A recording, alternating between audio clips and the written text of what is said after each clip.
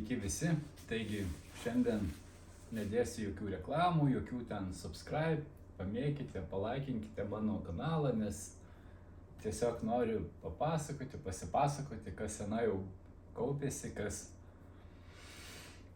galbūt kiekvienam žmogui yra gėda kažkokia, galbūt kažkiek nesmagu ir nemalonu, bet tai yra toks dalykas kaip skolos.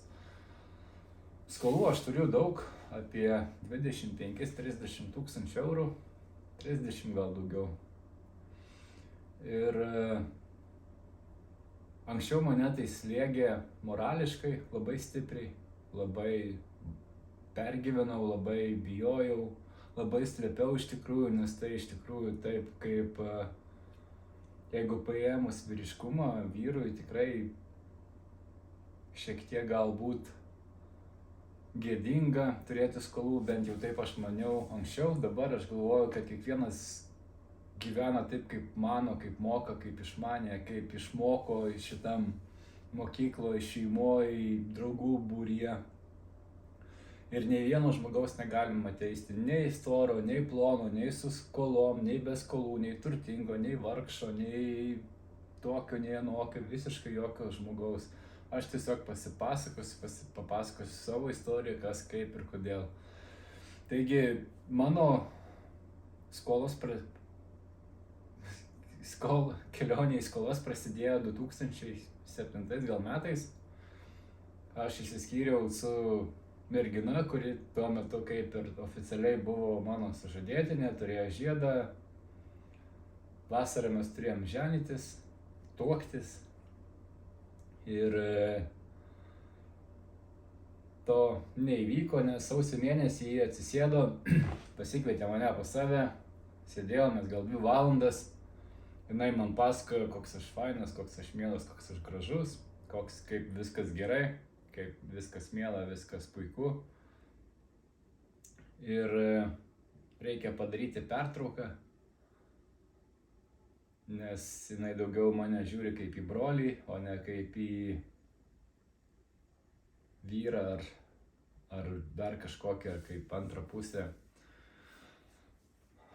Klausiau, aš gal 2 valandas, ten gal šiek tiek daugiau, plius minus.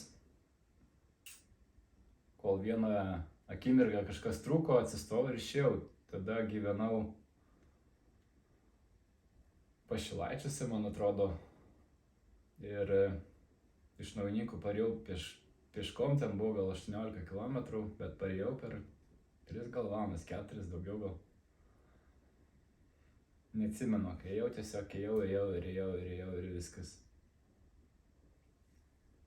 Taigi, vat ir tada gegužės mėnesį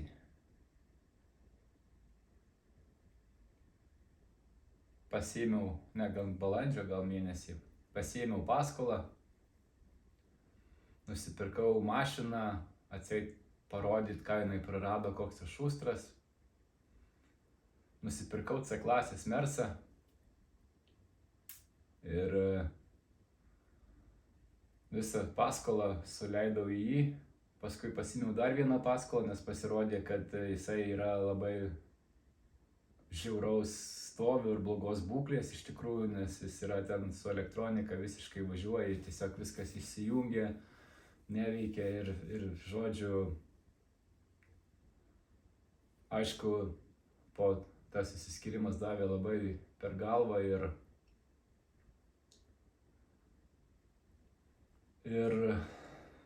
aš visą tą laiką gėriau, nes gėriau labai daug iš tikrųjų.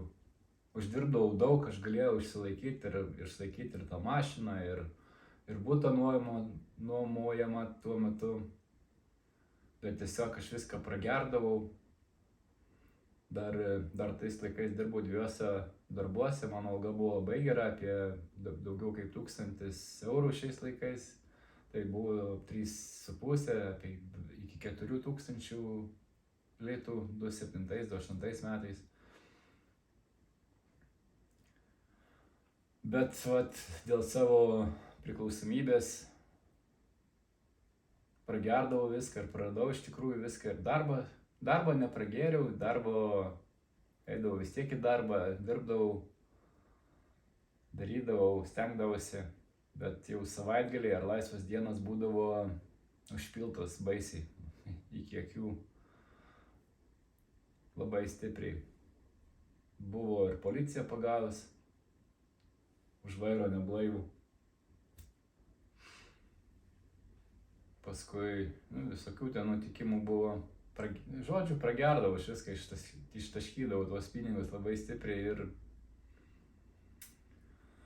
2009 gal gale pradėjau ieškoti darbo, nes visą vasarą ten ir daugiau, kol pardaviau ir tą mašiną, kuri buvo visiškai sugriuvus ir visa kita, ir pragėriau tą ir pravalkatavau už tą vasarą kaime. Nueidavau grybaut, kiek užgrybau, pragėriu ir žiūrėjau, kad jau niekas nebepadeda ir pašlijos su tėvu reikalai ir viskas, ir jau žiūriu, kad reikia kažką daryti. Tai pradėjau ieškoti darbo Anglijoje ir radau aš tą darbą Anglijoje. Paštininku, man atrodo, kaip ten skaitai, tuos vokelius, tokius maišelius nešioti šitos paramos. Aišku, ten patekom į tokį kontingentą, ten mes pinigų negaudavom. Esą sakydavo, kad mes nieko nesurinkam, nieko nėra, nors pats garažas buvo pas mus ir jis pastoviai būdavo pilnas, perkišta, ir žinodam, pradėjom paskui žiūrėti, domėtis, kaip ten tos kainos, tai ten tų pinigų pas juos, pas tuos to organizavimo būdavo, mašinas pirkdavom, keisdavom, Vilniui butą pirkdavom, žodžiu, tokių labai daug, ko mes nieko negaudavom. Taip aš pradirbęs ten kelis mėnesius atsidūriau išvis gatvėj, žiemą prieš naujus metus. Buvo beprotiškai sunku iš tikrųjų, žvėriškai sunku, ir pirmiausia morališkai ir psichologiškai tai buvo žiaurus dalykas, nes aš atvažiavau su visais kostiumais, ką turėjau, tai vežiausi į tą paštininko darbą, kaip ten piešia gražiai, kad ten ir pinigai dideli ir visa kita, tai aš pasiėmiau savo tuos brangius rūbus, brangius batus, visa kita, ir tada jau, kai reikėjo išeiti į gatvę, aš nebeturėjau jokių galimybių, nieko, tiesiog visą savo užgyventą turtą nunešiau, išmečiau į konteinerį ir likau tik tai su viena taše. Aišku, dar buvau pasilikęs tuos brangesnius batus, kostiumą, ten odinę striukę, dar kažkas, tai ten buvo tokie, jau pačius brangiausius pasilikau, visą kitą išmečiau. Ir patekau į benamių namus. Benamių namuose buvo labai toks įdomus gyvenimas. Tai nėra gal net benamių namai, o prieglauda, tiesiog nakvynės namai, ir tu vakare ateini ir ne faktas, kad tu gausi kažkokią tai nakvynę, lovą.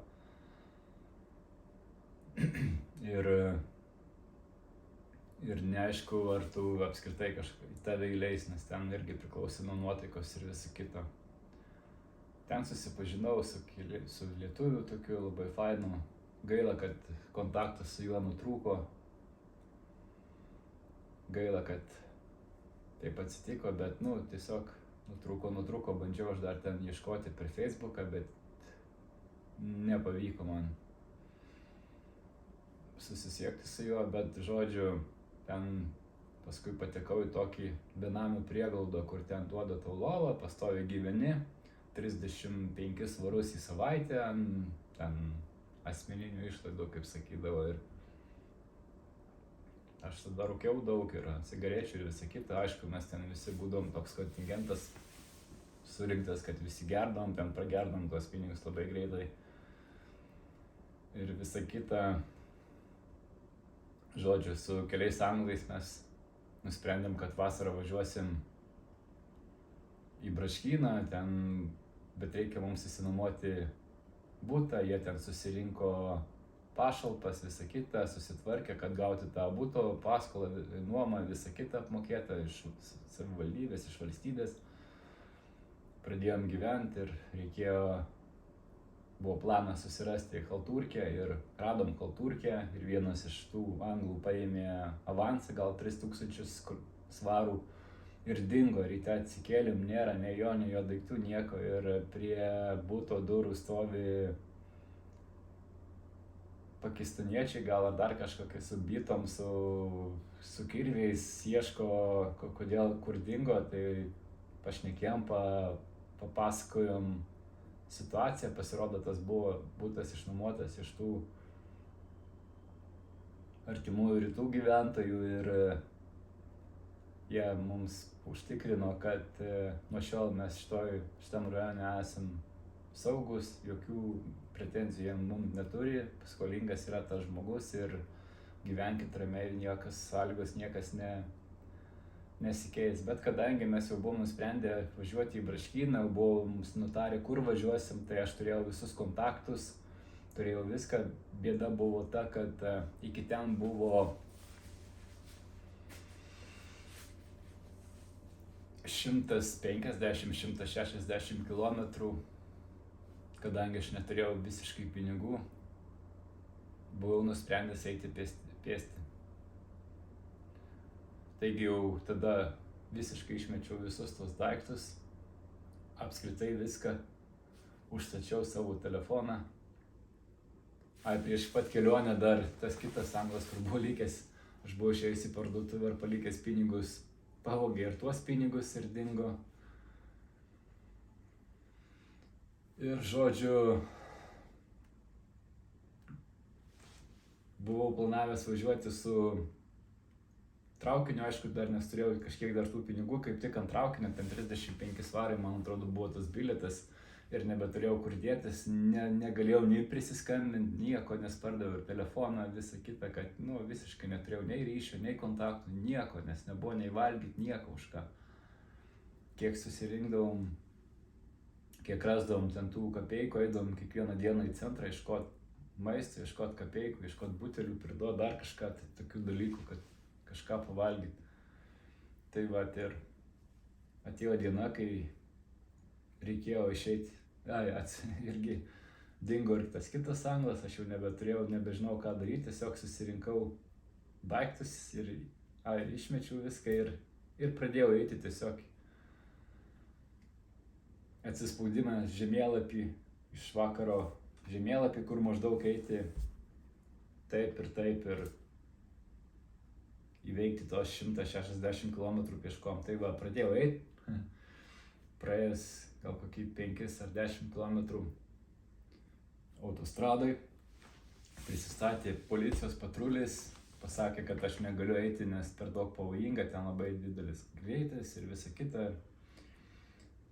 Tai jie man nubraižė, kur aš turėčiau eiti, nuvežė iki vienos vietovės, papasako, kaip geriau eiti, nubraižė tarpinius taškus ir palinkėjo geros kelionės. Ir tiesiog ėjau toliau pakeliui. Buvau beprotiškai alkanas, vandens dar prisipildavau, viskiuose ten per šiltnėlį, dar kažkur tai tokį va ten įsipildavau. O buvau jau antrą dieną, kaip ėjau, jau labai valgyti norėjau. Labai stipriai iš tikrųjų valgyti norėjau, nuėjau pas tokią moterį.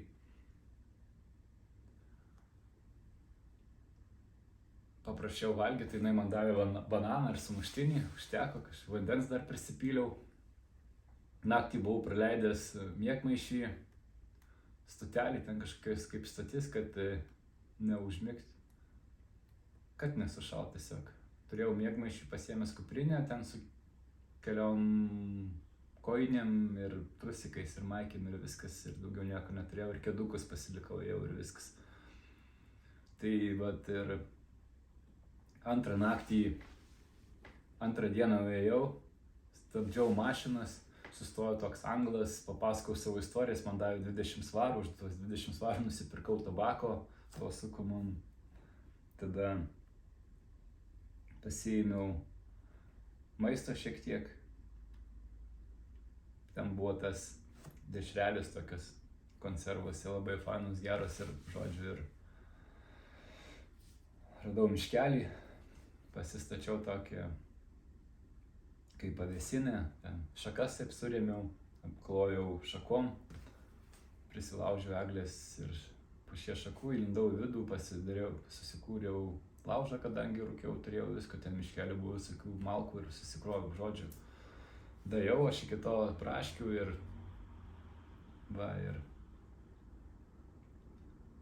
nenorėjo manęs priimti, nes sako, vietų nėra, mes jau tipo pilni, bet aš jiems papasakojau savo istoriją, jinai paprašė manęs palaukti dieną, kol grįš iš skynimo jau pirma ten ta komanda.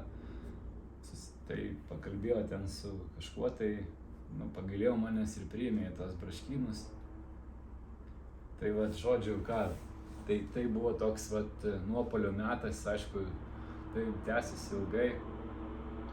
Visą tą laiką man labai kišo koją įsikapstyti nepasitikėjimas savim, o svarbiausia alkoholizmas, kuris žudė viską, visus pinigus, visus draugus, viską atimdavo, visas svajonės, viską tiesiog ištirpindavo, nes jeigu ir nustodavai gerti 2-3 mėnesius ir pradėdavo tų pinigų atsirasti, tai paskui nutrūkus nuo grandinės pragerdavo ir dar lįsdavo į skolas ir kaupėsi ir viskas ir taip metais, kol tikrai buvo jau labai sunku ir baisu ir susidarė, pasirodo, ir sodros skola, nors aš nebuvau ten registruotas Lietuvoje, bet kadangi buvau kažkokiu būdu ar prisiregistravęs, ar dar kažką padaręs, ar kažkaip tai kažkur tai ten kaupėsi sodrai skola, plus kaupėsi ta paskola, kurį nemokėjau, nes nusivilko viskas keliais metais, pasirodo ten ir teismas buvo, bet kadangi aš valkatavau, tai kur aš ten galėjau tas pranešimus gauti, aš net telefoną neturiu valgyti, nebūdavo po 2-3 dienas, tai ten apie kažkokius susisiekimus ar dar kažką, tai kalbos buvo jau negalima būti.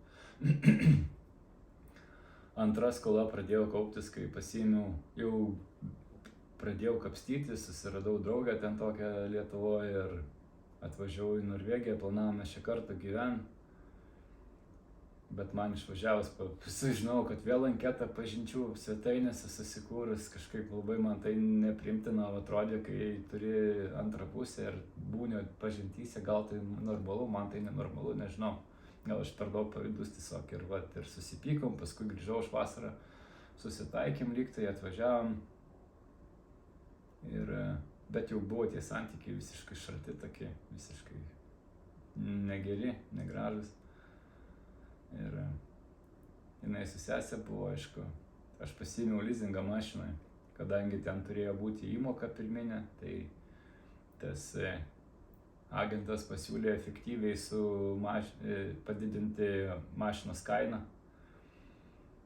kaip vietoj pradinio mokesčio, žodžiu, ir paskui aš labai susirgau, kaip ir dabar su skrandžiu.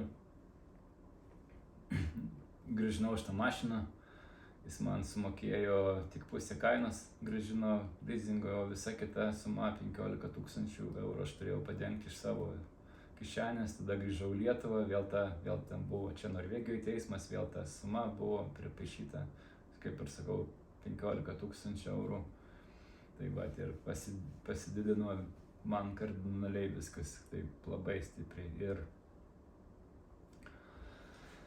kaupėsi, kol lakščiau aš po tą Europą, po Lietuvą, kažkaip blaškiausi tarp Lietuvos, Norvegijos, Vokietijos, dar kažkur ten Anglijos visur ir prisikaupė tos sumos ir buvo aišku gėda kalbėti, buvo sunku, morališkai kažkiek jau dabar gal nebėra taip baisu ir morališkai žinau, kad esu kaltas tik pats, nėra kalti tie žmonės, ten, net ir fiktyvios, ten tos sutartys pakelti, pakeltos sumas visą, tai nėra jų problema, tai yra mano problema, tai, nes man reiks finale grąžinti ten, ieškoti teisybės irgi, tą teisybę reikėjo pirmiau galvoti, prieš imant paskolas, norint kažkam tai, prieš kažką tai pasirodyti ir tiesiog, va taip ir vat, ir prisikaupė tų skolų, sveikatą, kažkaip keista dirbant statybose, kaip ir uždirbi tuos pinigus, bet labai baisi sveikata, jeigu išeini iš statybų, pinigų trūksta, bet sveikata gera ir tai vat blaškausi tarp gėrio ir blogio, kaip sakant, tarp sveikatos ir nesveikatos, tarp pinigų ir skurdo. Aišku, per tą laikotarpį geriausias dalykas, kas atsitiko, tai atsikračiau aš tų priklausomybių, neberūkau, nebegeriu jau, negeriu nuo 2000, kada aš 18 metų. Jo, 18 metų. Ar 17, jau neatsimenu iš tikrųjų. Žinau, kad tai buvo vasario 17, vasario 16. Rūkyti mečiau po metų vasario 11. Tai vat ir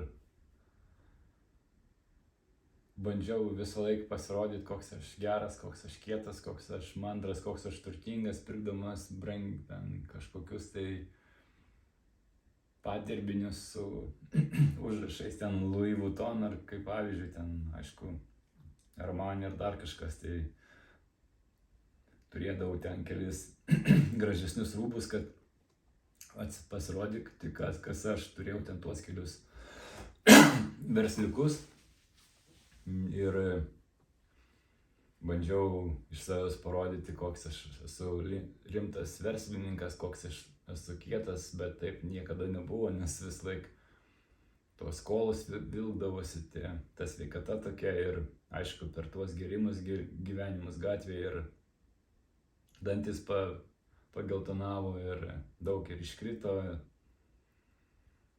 Aišku, ir kompleksai atsirado, kad ten ne visi dantis, aišku, priekiniai viskas gerai, sutvarkyti, viskas faina, bet vis tiek norėtųsi visus dantis turėti sveikai, maitintis, valgyti ir visą kitą sportuoti. Bet vat, per tuos visus metus susikaupė daug tokių nuoskaudų. Tuos metus, kai gėriau, nesimokinau nei gyventi, pripratau prie tokio ne gyvenimo, o išgyvenimo, bėgimo, žiurkių rato, užburtas ratas, aš galėčiau pasakyti ir galėčiau pavadinti šitą video skolos užburtas ratas, sužlugusios svajonės. Tai vat ir nėra kaltų žmonių šiam pasaulyje, nėra atsakingų už jūsų ar už mano dabartinę būklę, skolas, gyvenimo būdą, dar kažką, tai nesvarbu. Svarbu, kad mes galim padaryti tik tai savo rankomis ir nėra taip, kad kažką tai atsisakysi gerimo, rūkymo ir viskas bus iš karto kitaip. Po truputį tai bus. Aš galiu pasakyti, kad negeriant mintys visai kitaip dėliojasi, visai kitaip gyvenimas atrodo visai kitas dalykas. Bet reikia pakeisti viską, aplinką, darbą, draugus, žmones, viską, save pakeisti, nes sunkiausia, aišku, save pakeisti. Sunkiausia pirmiausia yra pasiryžti ir prisipažinti savo, kad esi alkoholikas, kad esi prasiskolinęs, niekam nereikalingas, niekas iš vis ir tu esi niekas ir tavo vardas niekas ir... Bet tam reikia matyti, nukristi iki apačios ir kai esi niekam nereikalingas, spaudžiamas antstolių, skolų, notarų ir visų kitų visokių dalykų. Ir taip gaunasi, kad patys esam kalti. Aš pats esu kaltas dėl savo nesėkmių, dėl savo skolų, dėl savo sugriauto gyvenimo, sužlugdytų svajonių. Ir visa kita. Taigi labai faina, kad išsišnekėjau. Tikiuosi, jau užteks drąsos įkelti šitą video. Dar daugiau drąsos reiks įkelti, pasidalinti savo socialiniuose tinkluose.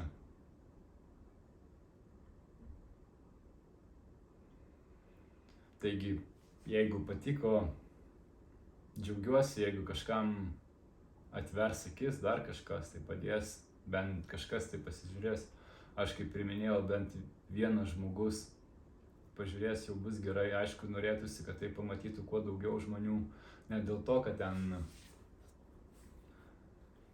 populiariu tapti ar dar kažkokiu tai ten rimtų bachūrų ar dar kažkokiu, bet tiesiog, kad kiekvienas susimastytų, kad tas kelias geriant, šūdą malant ir visokiais kitais būdais bandant iš savęs statyti tai, kas nesi, jis niekur neveda.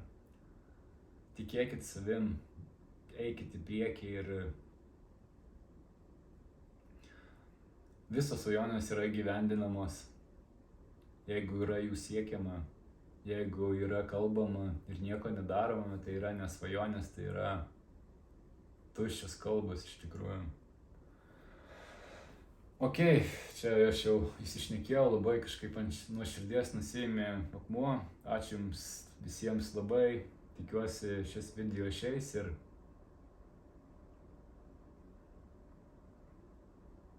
kažkam tai padės. Ačiū, iki greito pasimatymo. Okay.